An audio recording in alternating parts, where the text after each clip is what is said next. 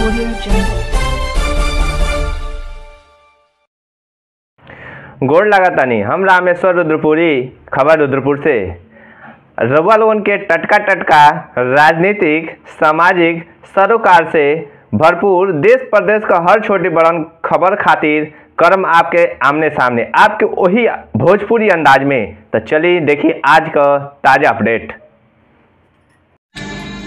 आजमगढ़ समाजवादियन के कलेजा में बसल ह। रउआ लोगन के बता दी कि आजमगढ़ में मंगलवार के दिन अखिलेश यादव का पत्नी डिम्पल यादव जी का एगो अलग अंदाज में देखे मिलल।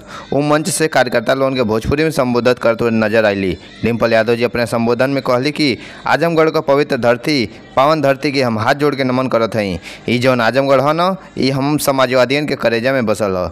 डिम्पल यादव की रैली आजमगढ़ का विधानसभा मेहनगर में भइल रहे। एकर वीडियो सोशल मीडिया पर जम करके वायरल हो रहा बा।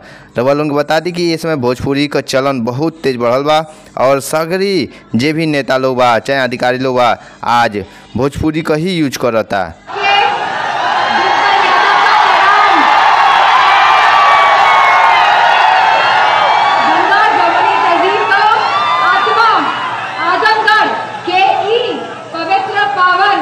धरती के हम दोनों हाथ जोड़कर नमन करत हुई।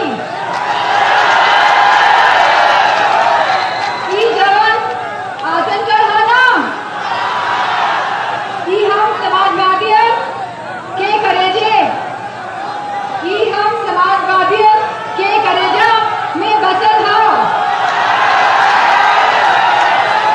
एक माटी के कण से हमनी के प्यार बाटे और हमनी के मरते दम तक ये प्यार और लगाव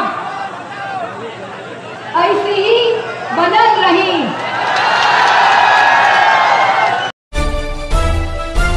Audio Jungle।